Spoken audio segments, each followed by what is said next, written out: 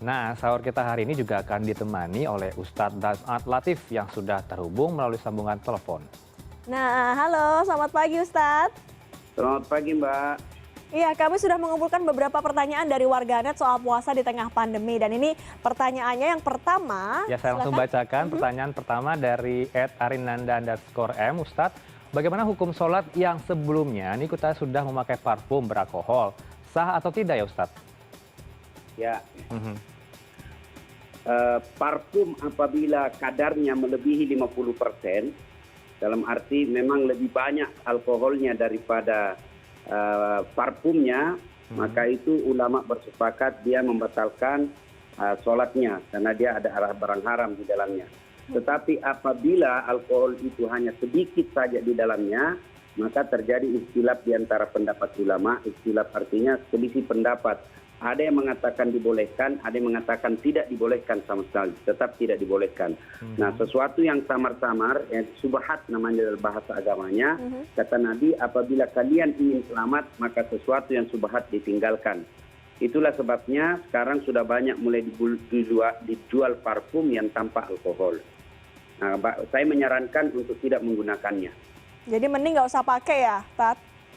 Ya, iya. Kan Kemudian banyak parfum sekarang, ada parfum yang non alkohol sudah dipakai. Bagi laki-laki ketika mau sholat itu sunnah memakai parfum, bukan untuk bergagah-gagahan, tapi sebagai penghambaan dan memuliakan berjumpa dengan Allah Sang Maha Pencipta. Tapi saya biasa kalau sholat Jumat itu memakai parfum, Ustadz. Artinya memang harus dicek dulu alkoholnya berapa kadarnya ya? Ya, itu suatu kemuliaan, anjuran memakai parfum. Kalau tidak ada parfum yang asli, pakai aja pengharum ruangan. Begitu disunnahkannya memakai wangi-wangian. Tapi wanita tidak, ini khusus lelaki. Oh, jadi wanita tidak ya, Tat? Tidak dianjurkan. Kenapa wanita tidak dianjurkan? Karena ditakutkan menarik perhatian lelaki. Kemudian ini pertanyaan kedua dari @r873. Oke, bismillah. Ustadz, saya ingin bertanya bagaimana cara atau tips untuk menghidupkan malam 10 hari terakhir yang biasa di bulan Ramadan sebelumnya dengan beritikaf di masjid, tapi dalam pandemi sekarang ini kita harus melakukannya di rumah kah? Ya, terima kasih. Nah, fungsi-fungsi masjid itu sesungguhnya boleh dibawa ke rumah. Ya, ngaji boleh di rumah, sholat jamaah boleh di rumah, zikir boleh di rumah, iktikaf. Nah, soal itikaf ini terjadi selisih pendapat ulama. Ada yang mensyaratkannya di masjid, tapi ada juga yang membolehkannya di rumah. Tapi apabila dalam keadaan wabah seperti ini tidak ada perbedaan pendapat di antara ulama, semua ulama mengatakan boleh di rumah apabila kondisinya dalam keadaan darurat. Yang penting iktikafnya itu tujuannya adalah melakukan pemeriksaan diri, evaluasi diri, bertafakkur. Nah, lalu apalagi yang dilakukan di 10 malam terakhir ini adalah sholat lail, tahajud, sholat hajat, sholat tobat. Nah, kemudian apalagi istighfar, ya, memperbanyak kalimat-kalimat istighfar sambil duduk, sambil membayangkan dosa-dosa masa lalu kita menghidupkannya dengan istighfar. Apalagi tadarusan, bahkan duduk saja merenungkan kesalahan-kesalahan kita, evaluasi diri itu sudah bagian daripada amal-amal soleh. Nah, jangan sampai 10 malam terakhir ini kita lewatkan, karena di 10 malam terakhir ini Allah menghidangkan hidangan berupa rahmat dan kasih sayang Allah, maka merugi kita apabila tidak mencicipi hidangan itu. Ya. Artinya tidak mengurangi pahala ya Ustadz kalau tidak mengurangi melaksanakan itikaf di dalam rumah. Ini lagi yang perlu dipahamkan, bahwa beribadah itu jangan seperti berdagang, untung rugi, apa yang saya dapat, apa rugi saya. Tidak boleh. Itu kita hanya beribadah, menghambakan diri. Namanya hamba, dia menghamba, dia tidak mengharap apa. Itulah sebabnya kita ikrar setiap sholat, inna sholati wa nusuki wa mahyaya wa mamati lillahi rabbil alamin. Jadi semua yang kita lakukan itu lillahi rabbil alamin, semata-mata karena Allah, bukan karena menghitung-hitung. Ya, terakhir nih pertanyaan dari @kuspinasti 1701, Ustadz, jika bangun kesiangan nih saat sahur sehingga tidak membaca niat puasa sebelum subuh, apakah puasa tetap bisa dilanjutkan dan tetap sah nih di hari itu, Ustadz? Oke, niat itu bahasa hati, bukan bahasa lisan. Ya, sehingga niat ini tidak wajib diucapkan. boleh tidak diucapkan, ya.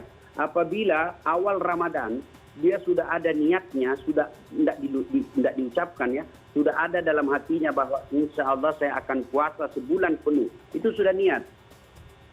Jadi tidak harus diucapkan, karena niat itu hanya urusan Allah dengan yang bersangkutan. Jadi tidak harus mengucapkannya. Pun kenapa ulama-ulama kita, umumnya ulama-ulama Melayu, Malaysia, Brunei, Indonesia, mengajarkannya untuk diucapkan itu karena memberikan ilustrasi gambaran bahwa sebaiknya dalam hatimu seperti ini. Saya niat puasa, hukumnya wajib bagi saya semata-mata karena Allah. Nah itu, kalau mau diucapkan. Tapi tanpa diucapkan, misal dia kesiangan. Tapi tadi malam dia sudah niat, besok saya mau puasa. Hari ini dia kesiangan, lanjutkan puasa.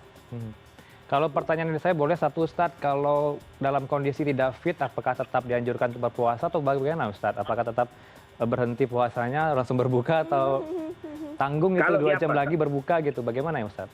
Maksudnya kalau dia lagi apa? Kalau dalam kondisi kurang fit gitu. Tiba-tiba sakit tiba-tiba gitu ya. kurang enak badan gitu. Tapi 2 jam lagi akan buka puasa, itu tetap dilanjutkan atau bagaimana? Ini iman, kalau kondisi seperti ini Bang, sudah iman yang bicara. Kalau imannya lemah, ya sudahlah cari alasan lah pembenaran. Saya ini kena bisa terancam kopi. Nah itu sudah rapuh, masa tinggal 2 jam tidak bisa. Nah, tapi kalau kondisinya memang darurat, dia mual, muntah sampai mau pingsan, boleh dibatalkan puasanya. Karena boleh diganti setelah Ramadan.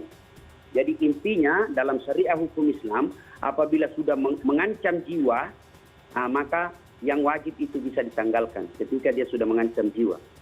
Baik. Nah ini Heranov mengancam jiwa nggak nih? Jangan-jangan kelaparan doang nih Ustadz nih dia nih. Berarti besar. Dia akan tidur kali ini.